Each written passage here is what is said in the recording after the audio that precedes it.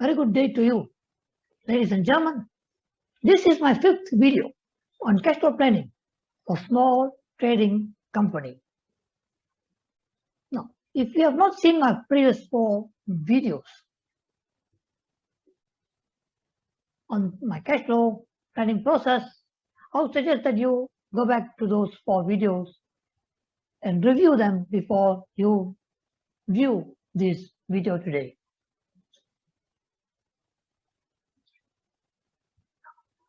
Today I'm going to talk to you on the process of preparing your cash flow plan. Let me share with you my screen.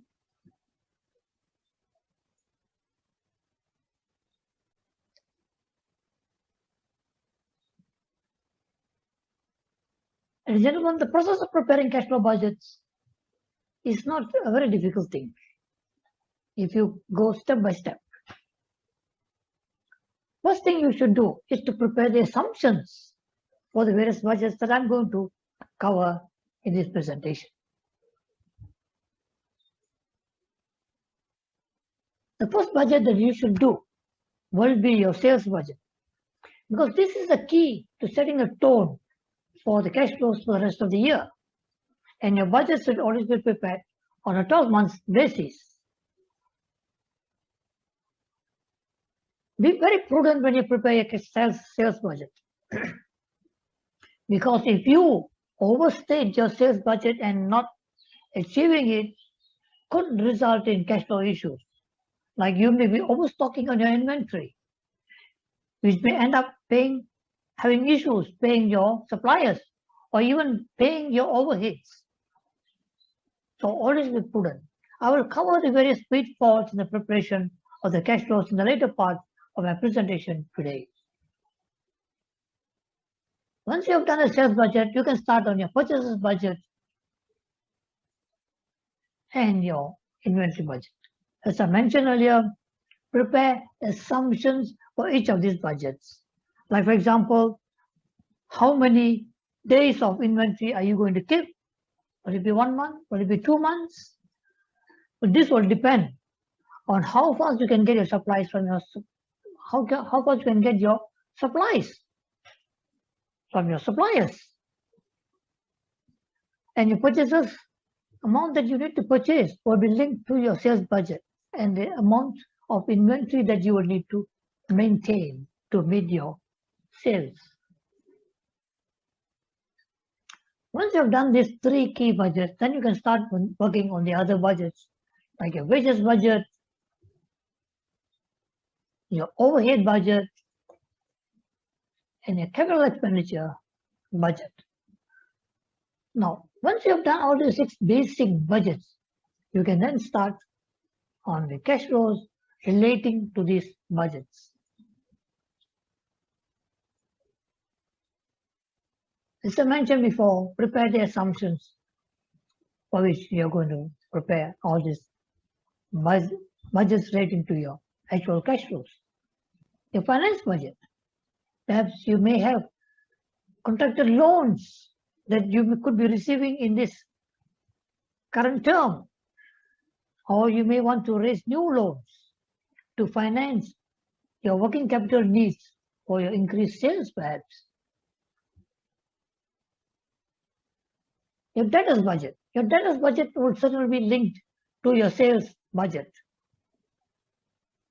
Make sure that when you project your collections from your customers that you sell on credit terms, be prudent when you project it. Because usually, in most cases, on studies done on companies around the world, the debtors normally do, a lot of debtors do not normally pay on time. Only about 40 to 41% of debtors pay on time. The rest of the 60% will always be paying on a delayed basis. In a study done on companies listed on the Kuala Lumpur Stock Exchange, the Bursa Malaysia, it was found that the average collection period was 120 days, and the longest was 1,800 days. And the shortest collection period was 87 days. So be prudent based on your past experience on how fast and how much you can collect from your debtors, because these will have a great impact on your cash flows.